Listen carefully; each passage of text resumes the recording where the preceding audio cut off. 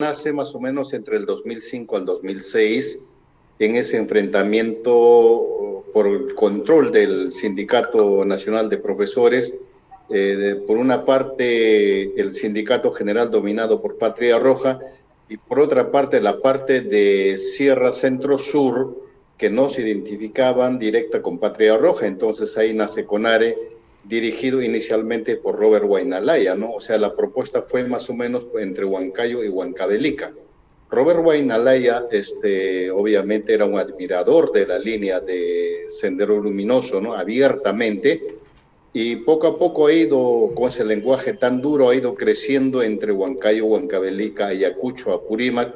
Finalmente casi se ha distribuido en gran parte de la Sierra Centro-Sur y parte de Cajamarca, ¿no? Así han continuado, pero netamente ya de abierta relación como brazo político de la organización Sendero Luminoso. El CONARE no es un simple sindicato de profesores. El CONARE nació bajo los lineamientos de la organización terrorista Sendero Luminoso. Y este grupo radical lo hereda en el 2017 Pedro Castillo. ¿Por qué? Como vemos en estas imágenes, en junio del 2017, él fue elegido en la Convención Nacional de Bases del CONARE-SUTE, fue elegido como el presidente del comité de lucha, es decir, como la persona que iba a liderar la huelga de maestros, como la persona que iba a ser el vocero de los maestros que estaban afiliados al CONARE-SUTE, ¿verdad? Y a partir de allí nosotros conocimos a Pedro Castillo, conocimos cuáles eran sus verdaderas intenciones. Pero déjeme contarle un poco quién elige y quién acompañó a Pedro Castillo en esta aventura. Pues bien, son personajes que están o relacionados o formaron parte del Movadef, o este otro organismo de fachada de la organización terrorista Sendero Luminoso. Es por eso que quiero primero enseñarles la fotografía donde aparece el señor Pedro Castillo con César Tito Rojas. Vamos a ver esta imagen. Y les voy a leer un poco lo que nosotros hemos publicado en Perú 21 sobre César Tito Rojas.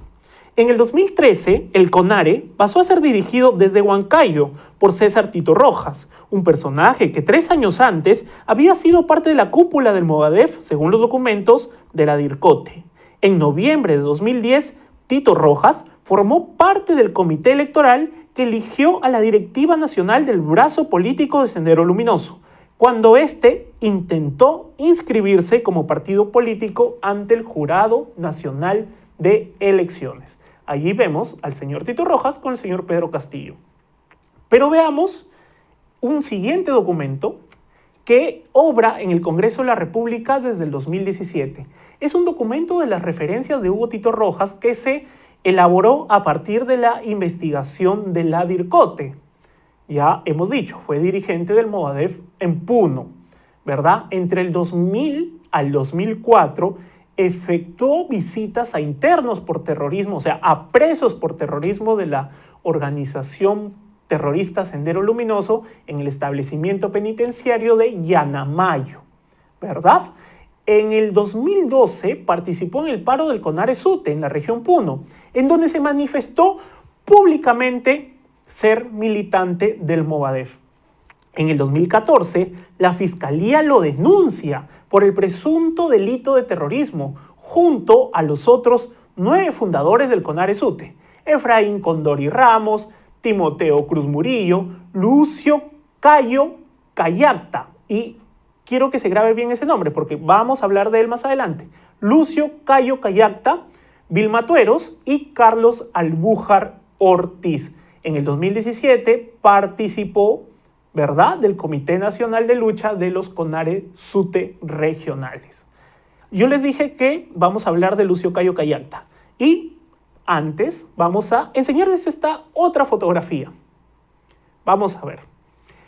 En esta fotografía vemos al señor Pedro Castillo con el señor Lucio Cayo Cayacta. Ellos están en un círculo rojo. Este lugar donde están ellos es el Congreso de la República, el hemiciclo del Congreso de la República. ¿Y por qué ellos están allí? Porque en el 2017, Pedro Castillo tenía como objetivo no defender los derechos de los maestros. Claro que no. Pedro Castillo tenía como objetivo petardear la reforma educativa. ¿Y quiénes fueron sus aliados en esos momentos? Fue el fujimorismo, que en ese tiempo estaba representado por Héctor Becerril. Recordemos que los fujimoristas hacían y deshacían en el Congreso de la República y Héctor Becerril le abrió las puertas del Congreso a Pedro Castillo para despotricar contra el gobierno de turno, el gobierno del presidente Pedro Pablo Kuczynski, que le había ganado a la señora Keiko Fujimori. Héctor Becerril dejó que Pedro Castillo se despotrique contra la reforma educativa que ya se venía emprendiendo desde hace algunos años. Entonces, vamos otra vez a la foto entre Pedro Castillo y Lucio Cayo Cayacta. Es por eso que estas dos personas aparecen ahí en el hemiciclo. Pero, ¿usted quiere saber quién es Lucio Cayo Cayacta? Pues bien, vamos a leer también sus antecedentes en esta hoja de referencia que se realizó, que está en el Congreso de la República desde el 2017. Lucio Cayo Cayacta es secretario general del Movadef de la base El Collao Puno. Secretario general del Movadef de la base El Collao Puno. Y aquí, este punto lo voy a explicar junto con un siguiente documento. Con un documento que también se presentó en el Congreso. ¿Por qué nosotros decimos que Lucio Cayo Cayacta fue secretario general del Movadef? Porque en estas actas que usted ve, que usted está viendo en pantalla, el Movadef, cuando quiso inscribirse como partido político, como organización política, cosa que el Jurado Nacional de Elecciones no permitió, el Movadef presentó estas páginas que fueron notariadas, ¿verdad? Estas páginas con una lista de sus adherentes. Con una lista de las personas que representaban al Movadef en cada provincia.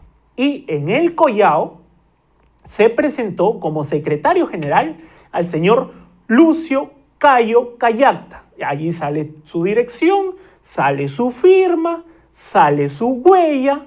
Y este es el señor que acompañó a Pedro Castillo en el 2017 en la huelga, ¿no?, que organizó el CONARE-SUTEP, ¿verdad? Entonces, el señor Pedro Castillo no puede decir que no tiene relación, que no sabe qué es el Movadef, que no sabe qué es Sendero Luminoso. El señor Pedro Castillo no puede ahora pretender desconocer a las personas que lo impulsaron, a las personas que lo hicieron famoso, ¿verdad? El señor Pedro Castillo ahora pretende decirnos que él es un simple profesor de escuela, que es un rondero, que los ronderos lucharon contra el terrorismo, ese punto sí es cierto, pero el señor Pedro Castillo, desde el 2017, él le debe ese capital político que comenzó a recoger después de la huelga que el CONARE organizó, se la debe a Sendero Luminoso. Es por eso que nosotros pusimos esta información, que como le digo, no la estamos contando recién ahora. Es información que nosotros venimos publicando desde que Perú Libre comenzó a organizarse como partido nacional, porque recordemos que primero fue un movimiento regional del señor Vladimir Cerrón. Pero años anteriores nosotros hemos denunciado que en Perú Libre hay personas con investigaciones por terrorismo, personas relacionadas al CONARE. Y no solo son estos dos personajes, ¿verdad? En Perú 21 también hemos hablado de Zenón Pantoja, quien también fue parte de la dirigencia que acompañó a Castillo. Pantoja fue el cabecilla de los hechos violentos protagonizados en Huancavelica, cuando las personas que encabezaba intentaron entrar a la sede del gobierno regional. Después de este suceso, la Fiscalía denunció a Pantoja en agosto de 2017 como cabecilla de una organización criminal denominada los Protestantes del Sur.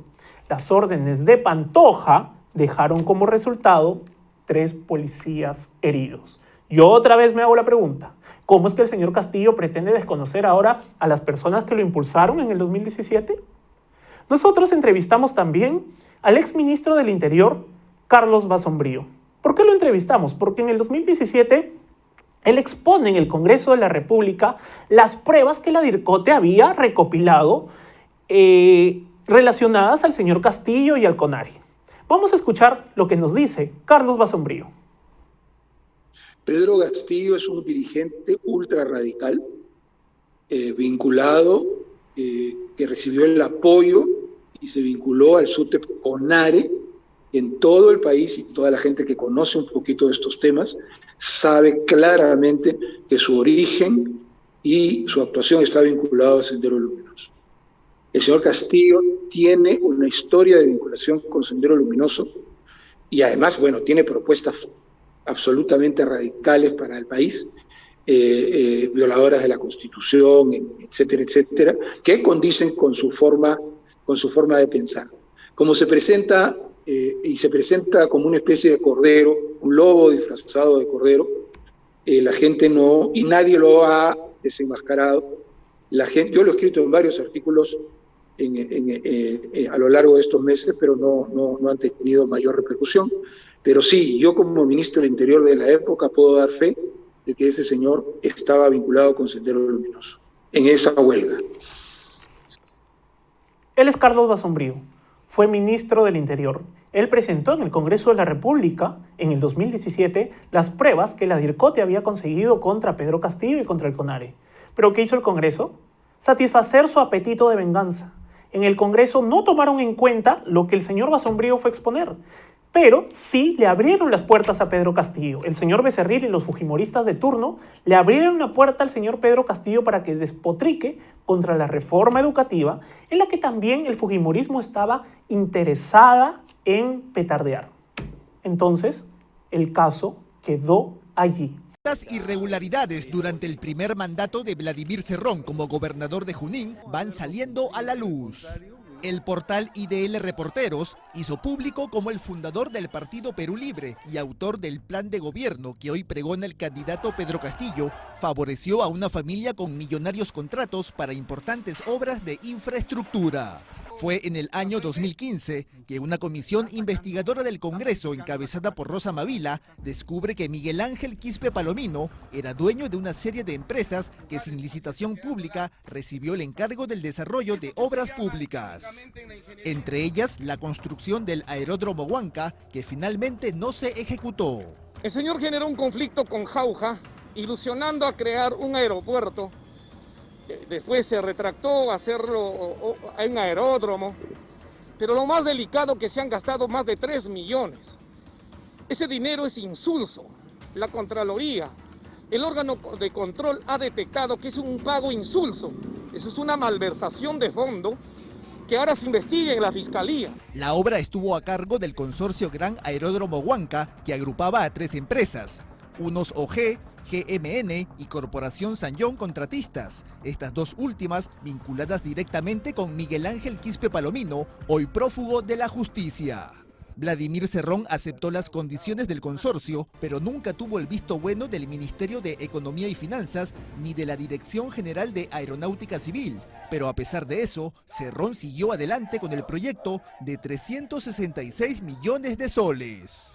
En este segundo caso hubo una investigación por parte de la Contraloría General de la República. 4 funcionarios de Cerrón fueron investigados, incluyendo al gerente general, que se llama Henry López, y también el gerente de desarrollo económico, que es Aldrin Zárate. Ambos eran en ese momento miembros activos de Perú Libre. Algo muy parecido sucedió con la carretera Chupuro-Huasicancha, valorizada en 62 millones de soles, que estaba a cargo del consorcio Mibranyam, integrado por 3 empresas relacionadas con Quispe Palomino. Los Quispe Palomino se comprometieron a asfaltar esa carretera con su dinero. Sin embargo, estos nunca ejecutaron ni instalaron un peaje para recuperar su inversión y la obra lo abandonaron. Y esa obra hasta el día de hoy está abandonada. En ambas obras, las empresas de Miguel Ángel Quispe Palomino no tuvieron la necesidad de competir con otras compañías. Nunca hubo una licitación pública. En el caso del aeródromo, se logró a través de una cesión de título habilitante, que es una especie de concesión, y en el caso de la carretera, se hizo a través de una alianza público-privada. Pero, ¿quién es Miguel Ángel Quispe Palomino? Se trata de un empresario y político nacido en Pasco, que en 1998 fue condenado a 14 años de prisión por su participación en el robo a las oficinas de la minera Atacocha, pero fue liberado en el 2001. En el 2014, Quispe Palomino fue condenado por colusión y negociación incompatible al hallarse que el gobernador regional de Pasco, Kleber Meléndez, favoreció a las compañías del empresario con un contrato. Recluido en el penal del Lurigancho de Lima, Quispe Palomino declaró ante la congresista Rosa Mavila cómo había obtenido las obras en el gobierno regional de Junín de Vladimir Cerrón. Cuando Quispe Palomino es entrevistado por la comisión encabezada por Rosa Mavila, él dice que obtuvo, al menos refiriéndose a la obra del aeródromo, obtuvo el contrato porque una de sus hermanas era amiga de Vladimir Cerrón, no precisa quién, tampoco le preguntan quién es específicamente, pero bueno, Rosalía María Quispe Palomino, con la que pude hablar, rechazó que fuera ella, que se tratara de ella, ¿no? Miguel Ángel Quispe Palomino ha negado ser familiar de Víctor Quispe Palomino, más conocido como Camarada José, cabecilla de los remanentes de Sendero Luminoso.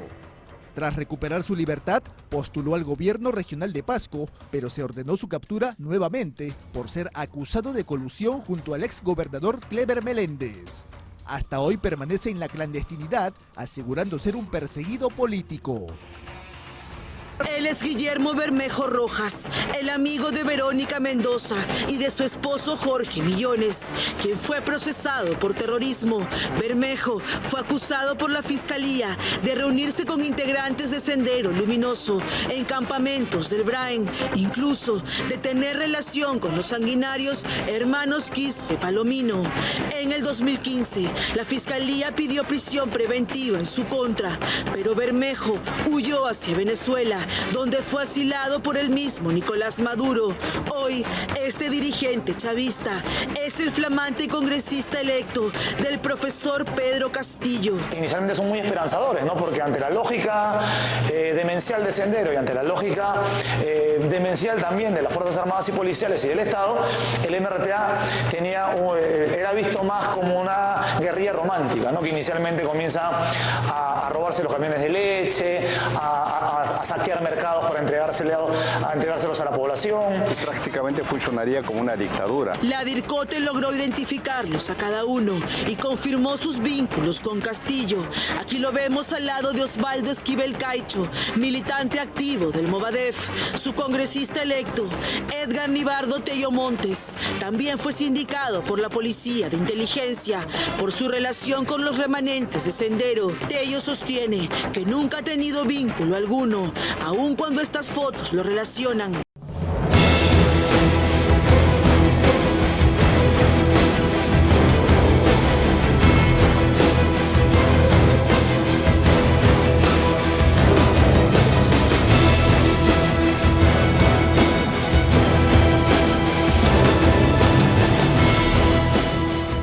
Muy bien amigos, después de haber apreciado todos estos videos, que no son en realidad la gran colección de videos que puede ofrecernos este candidato. Y digo esto no solamente por él, por quienes están detrás de él, y también por el hecho de la cantidad de cosas que ha cometido. O sea, me refiero no solamente a las faltas de respeto a los periodistas, a la misma contrincante que tiene, al pueblo también en distintas maneras, aunque no se hayan dado cuenta. Pero también tenemos que ver algo, y es que en realidad esta candidatura le ha caído a él casi como que de carambola. Yo no sé si esto lo han planeado o es que fue el as bajo la manga de último momento de Vladimir Cerrón, ya que él se vio imposibilitado de postular, que esa fue su idea. En realidad este plan lo hizo él y para que al final de cuentas él ejecute todo este cúmulo de ideas absolutamente absurdas y que lamentablemente podrían ser aplicadas en nuestro país si es que no nos damos cuenta en qué nos estamos metiendo. El problema es que nosotros siempre hemos votado por un tema emocional Y ya les dije, si comenzamos a pensar en votar por venganza, obviamente podríamos estar votando mal. Si votamos así porque nos damos cuenta que efectivamente la candidata de Fuerza Popular ha hecho bastante daño y en realidad no tiene los pergaminos laborales para poder ser presidenta, también estaríamos haciendo un daño, aunque valdría ese argumento. Lo cierto es que el otro candidato es estar peor. Y no porque sea el humilde profesor de un lugar en donde pues obviamente no se tienen ni muchas comodidades, ni muchas cosas, etcétera. Pero déjenme decirles algo, yo también he vivido así, a metros de una comunidad campesina, he estado cercano a muchas cosas y les puedo decir de que las personas que viven en estos lugares en realidad lo que hacen es cultivar tradición, cultivar su cultura, y no es que necesiten muchas cosas, porque siempre se han acomodado de esa manera. Y con esto no estoy diciendo de que no le demos nada, en realidad creo que todos deberíamos de tener acceso a muchas cosas. Y estas personas que en realidad lo que hacen es cultivar y preservar una cultura que nosotros nunca terminaremos de comprender, porque tendríamos que ser como ellos para poder comprenderla a plenitud, pues obviamente eso hace que también nosotros lo veamos en un entorno de una aparente humildad y pobreza que no podríamos soportar ni tolerar. Sin embargo, es una forma de vida que se tiene. Decir estas cosas probablemente va a generar algunas reacciones en contra de lo que estoy hablando, pero yo se los digo por vivido eso, lo he visto, lo he palpado, lo he conversado, lo he tratado con ellos. Son realmente felices siendo como son. Y la verdad es que la percepción que tienen nosotros que somos más de ciudad es bastante especial. Y no es que quiera llegar a un término en el que digamos, ok, entonces la ciudad o el campo, no, en realidad todos tenemos que estar para un mismo lado, que es la defensa de nuestra patria, la defensa de nuestras libertades.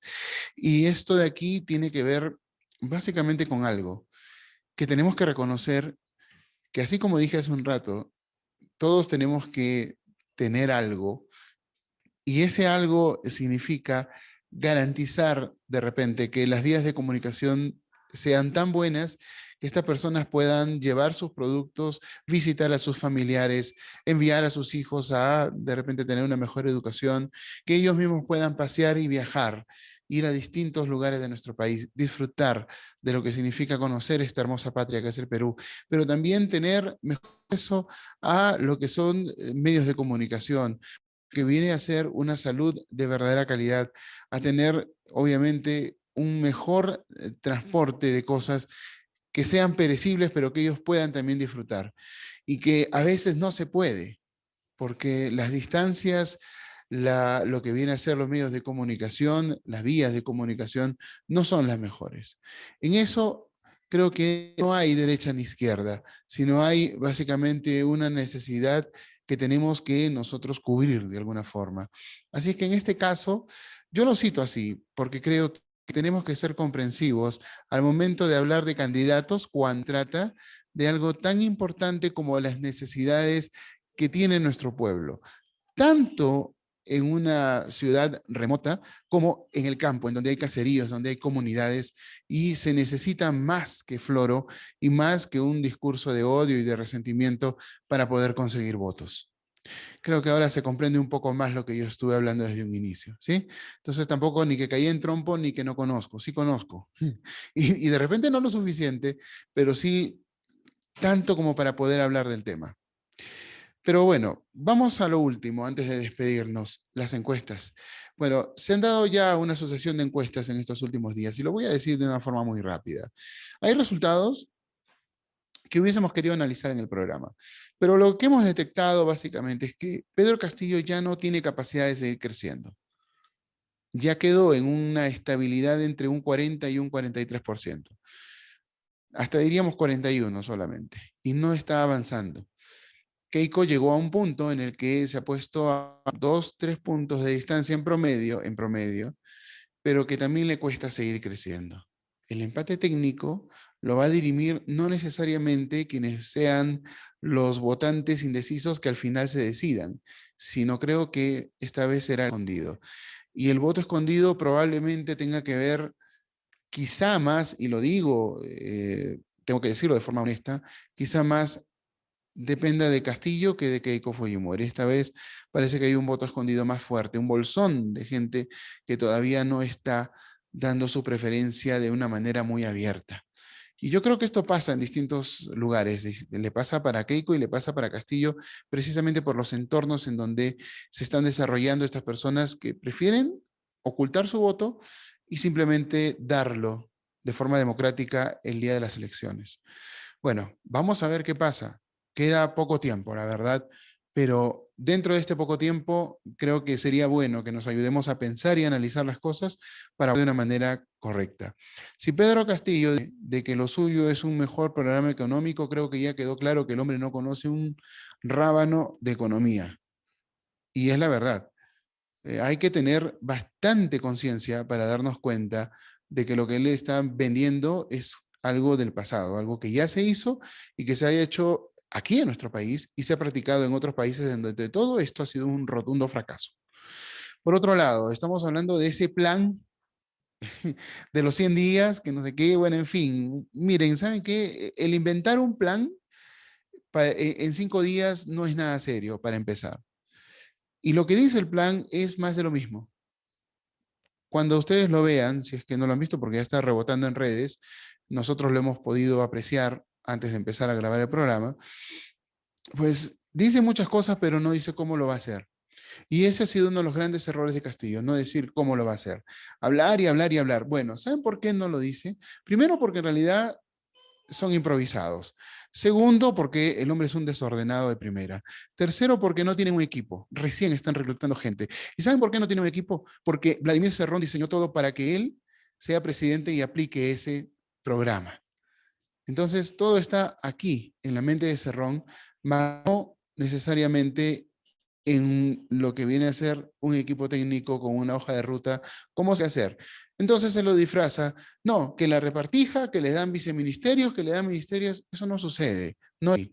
Ese es un floro barato para que la gente crea que él está hablando cosas que son ciertas y entonces con eso se escuda para no demostrar algo que simplemente no tiene.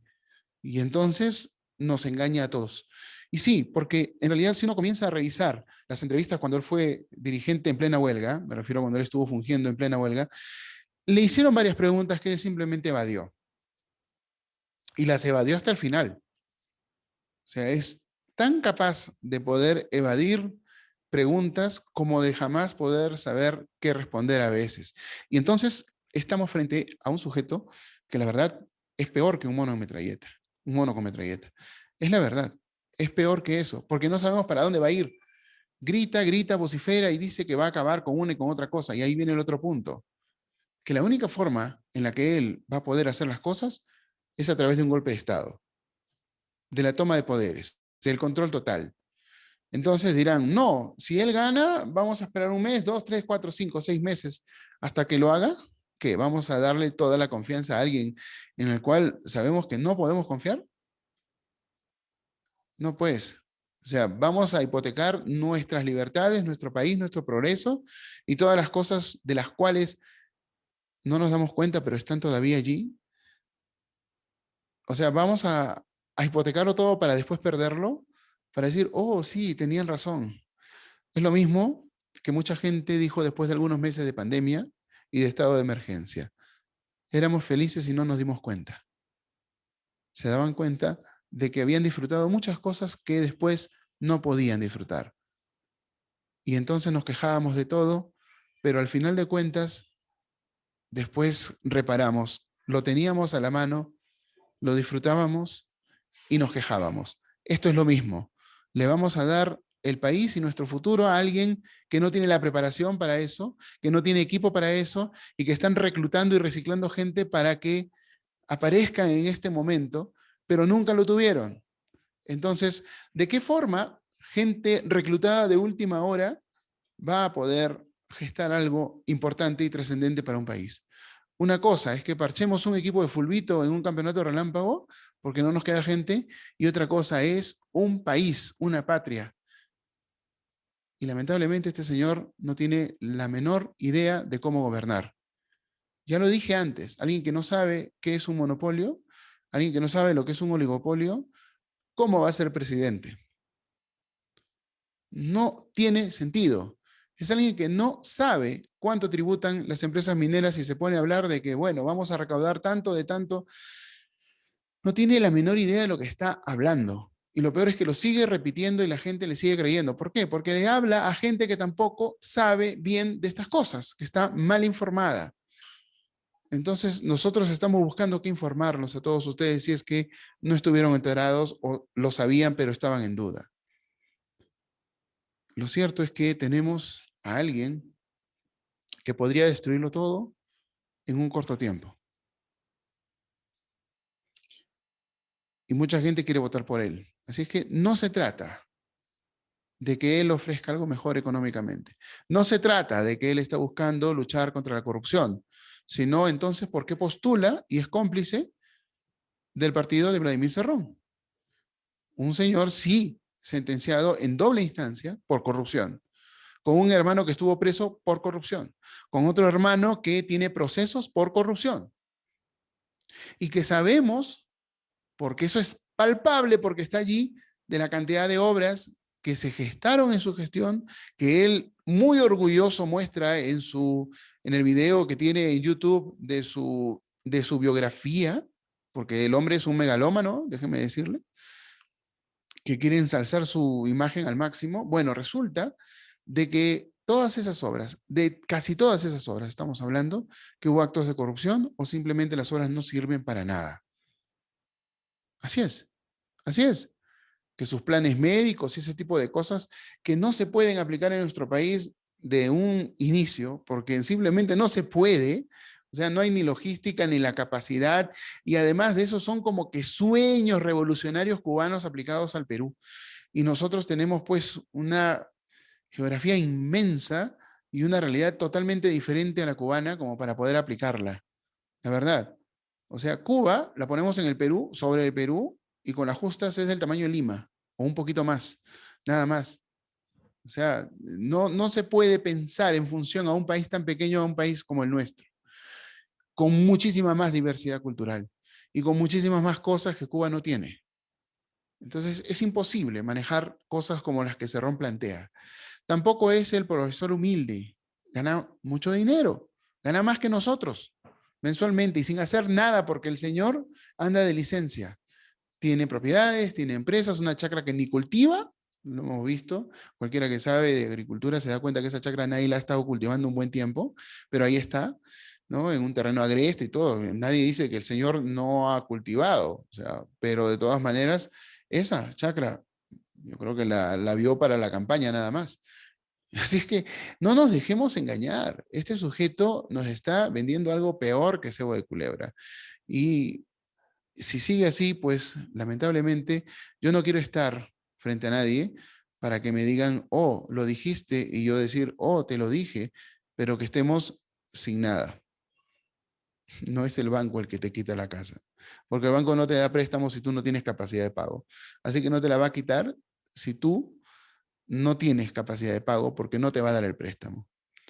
Sin embargo, ese tipo de política económica comunista, el plan que ellos tienen, te va a quitar hasta el alma.